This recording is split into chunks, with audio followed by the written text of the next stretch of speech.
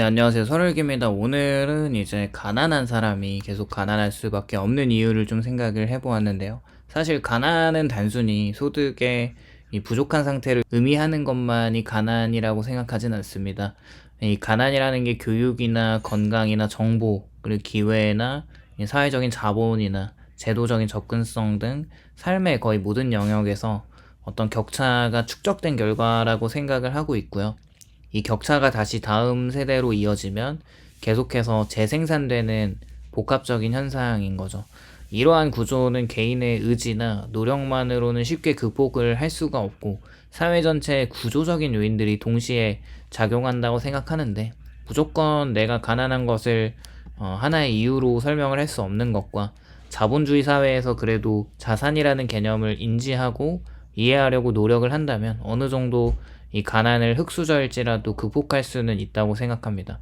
사실 가난이라는 게 낮은 교육의 질과 환경에 따라 결정이 되기도 하는데, 가난한 가정의 아이들은 상대적으로 교육 자원이 적을 수밖에 없고 사교육을 받기가 어렵고 양질의 학교에 진학하기 위한 정보도 부족합니다.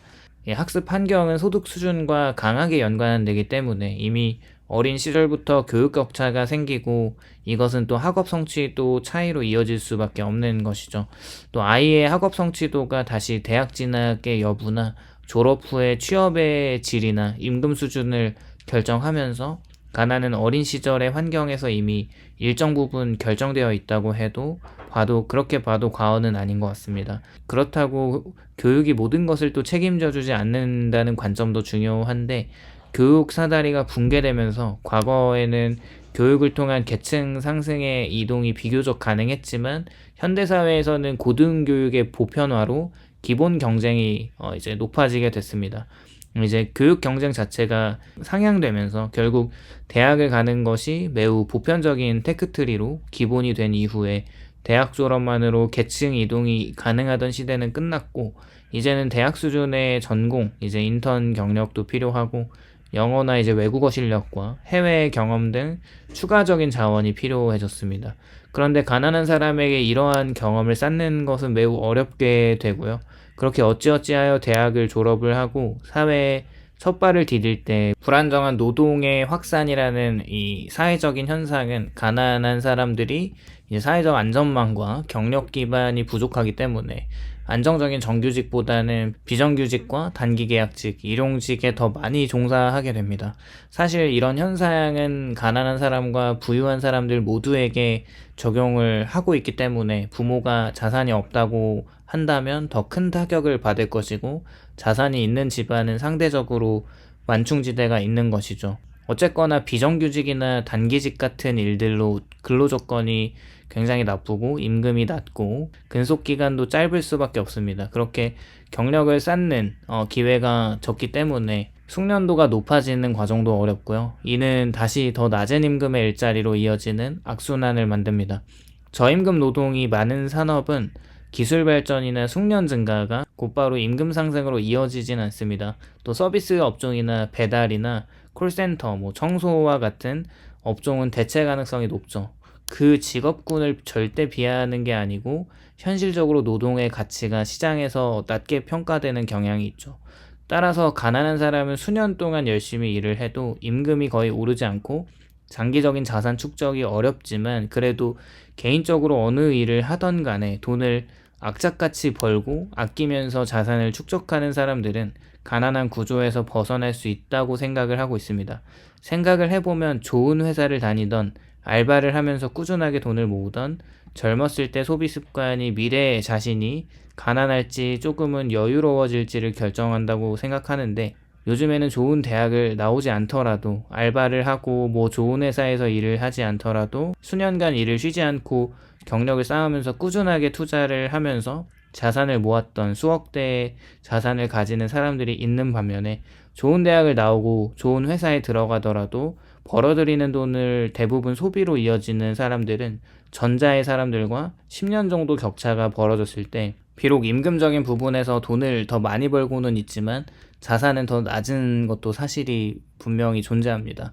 그런 면에서 부유층은 금융자산과 부동산이나 주식 등에서 추가 소득을 얻으면서 복리 효과를 누리는 게 자본주의의 핵심이라면 결과적으로 가난한 사람들은 소득의 대부분을 생계비로 사용하기 때문에 자산을 축적할 여력이 없기도 합니다. 그리고 저임금을 받고 돈을 많이 모으지 못하는 상황에서도 카드를 돌려 쓰거나 소비를 자신의 능력에 맞지 않게 소비하는 것들을 생각해 본다면 가난한 구조에서 절대 벗어날 수 없는 것이죠. 그렇게 자산 격차는 시간이 흐를수록 더 빠르게 멀어지는데, 네, 부유층은 경제의 상승장을 활용할 수 있지만 가난한 사람들은 상승장의 혜택을 받기가 어렵습니다. 그렇게 또한 갑작스러운 질병이나 사고나 이제 그 예측하지 못하는 이제 해고나 경기 침체와 같은 위기가 발생했을 때 저소득층은 버틸 자산이나 긴급한 자금이 부족해지면서 오히려 이 모아놓은 돈들을 써버리거나 더 최악의 경우는 생활비를 대출을 받고 마이너스 통장을 뚫어서 사용하면 이 몸을 회복했을 때 다시 마이너스로부터 시작하는 인생에서 이제 가난을 벗어날 수가 없게 됩니다. 그렇게 담보대출이나 고금리 대출을 이용하게 되고 이게 이자 부담이 또 엄청나기 때문에 가난을 더 심화시키는 부채의 함정을 만들어내는 거죠. 또 생각을 해보면 만약에 아플 때 병원 비용 부담 때문에 병원 방문을 또 미루고 그러다 보면 예방 치료보다 뒤늦게 응급 치료를 받는 경우도 종종 있습니다. 이렇게 치료를 미루다 보면 그 병을 더 키워서 더 큰 병원에서 더 많은 돈을 내야 하는 악순환이 생기는 거죠. 이로 인해서 치료가 더 오래 걸리고 비용도 더 많이 들게 되고 그런 악순환이 벌어지는데 만성질환은 생산성을 감소시키기 때문에 이제 그동안 열심히 일했더라도 앞으로는 노동시간이나 노동 강도에 제한을 주면서 다시 소득을 줄어들 수밖에 없는 상황에 마주하게 되죠. 사실 또 주거 환경의 빈곤을 강화하는 것도 맞습니다.